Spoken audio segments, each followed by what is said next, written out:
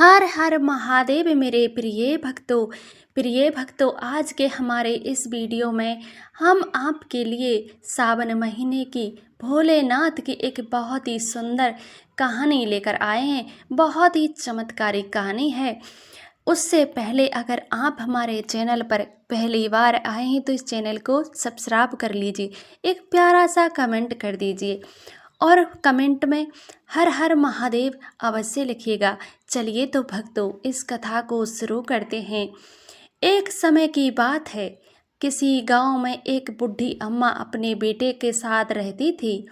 माँ बेटे बहुत ही मेहनती मजदूरी करके अपना गुजारा करते थे। एक बार बुढ़ी अम्मा के मन में विचार आया कि अब उसका पुत्र विवाह के योग्य हो गया है, अब उसे अपने लिए बहू ले आनी चाहिए। कुछ समय बाद बुढ़ी अम्मा ने अपने बेटे का विवाह एक सुशील कन्या से कर दिया। उसकी बहू बहुत ही सुंदर, सुशील और संस्कारी थी। वह नित्य प्रति जल्दी उठकर घर की साफ सफाई, खटिया को अपनी और भगवान शिव का अपने घर में ही पूजन करती थी। विवाह के कुछ समय बाद सावन का महीना आया। बुलेट अम्मा की बहू भगवान भोलेनाथ की अनन्य भक्त थी। उसके मन में ये विचार आया कि वह सावन के महीने में मंदिर जाकर शिवलिंग पर जल अर्पित करे। अपने मन में आई विचार को उसने अपनी सास से कहा, माताजी, सावन का महीना शुरू हो गया है। मैं शिव मंदिर जाकर पूजा पाठ करना चाहती हूँ, शिवलिंग पर जल अर्पित करना चाहती हूँ।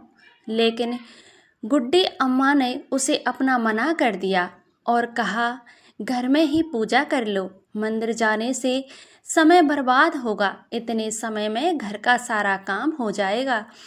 यह बात सुनकर बहू उदास हो गई, कुछ नहीं कर सकी, उदास होकर घर के कार्यों में लग गई।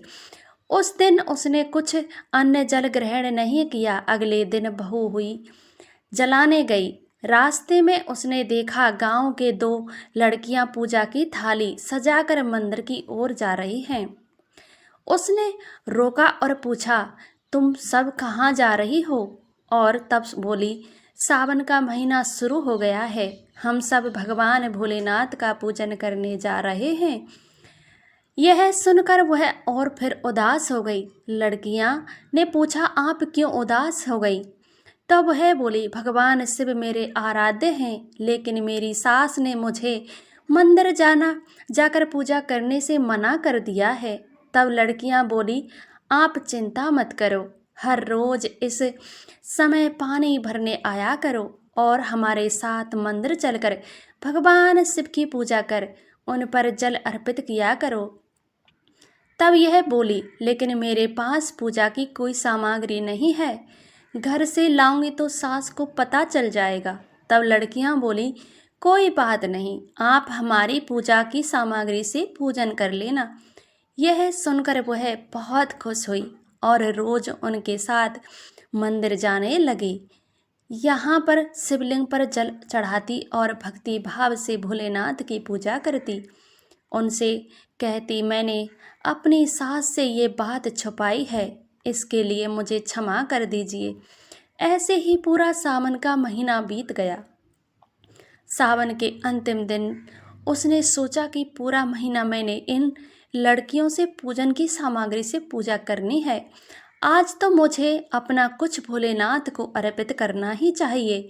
ऐसा सोचकर उसने अपनी नाक से सोने की नथ उतारी और उसे धोकर शिवलिंग पर अर्पित कर दी। पूजा घर आकर वह अपनी सास से नज़र छुपाकर इधर उधर घूम रही थी, क्योंकि वह जानती थी कि उसकी नाक में नथ ना देखकर सास जरूर पूछेगी कि नाक कहाँ गई।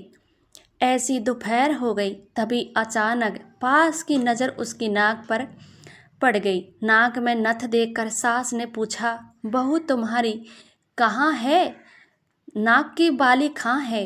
बोली, माँ मुझे नहीं पता, शायद कहीं गिर गई होगी। सास बोली, अच्छा तो यह बताओ तुम आज कहाँ गई?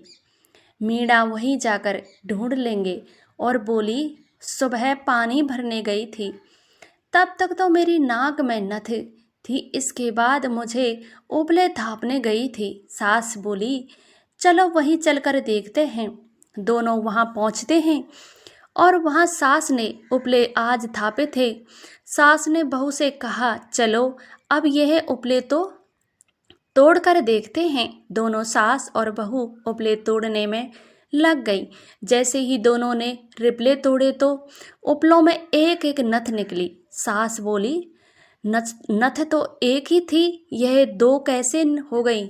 इसके बाद सास ने एक एक कर सारे उपले तोड़ने का शुरू कर दिए। अब सास उपले तोड़ती जाए और उन पर सबसे नथ निकलती जाए। सास ने बहू की ओर देखा और पूछा, ये क्या माजरा है? बहू ने सास से क्षमा मांगते हुई सारी बात उसे बता दी और कहा, ये भोलेनाथ का आशीर्वाद है। ये मेरे भोलेनाथ भगवान का आशीर्वाद है। आज मेरे सावन का समाप्ति और आखिरी दिन है।